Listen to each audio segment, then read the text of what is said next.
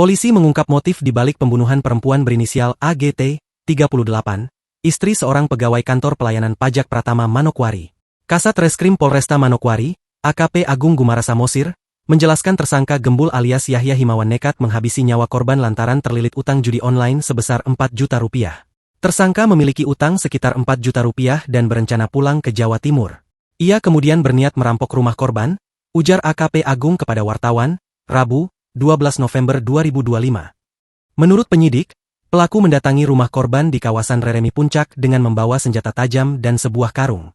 Ia berpura-pura ingin memeriksa bagian dapur, karena sebelumnya pernah bekerja sebagai tukang bangunan di rumah korban. Saat korban mempersilakan masuk, tersangka langsung menodong dan meminta uang 1 juta rupiah. Korban yang menolak dan berusaha melawan akhirnya ditikam 3 kali. 2 di bagian dada atas, dan 1 di bagian bawah, ujar kasat.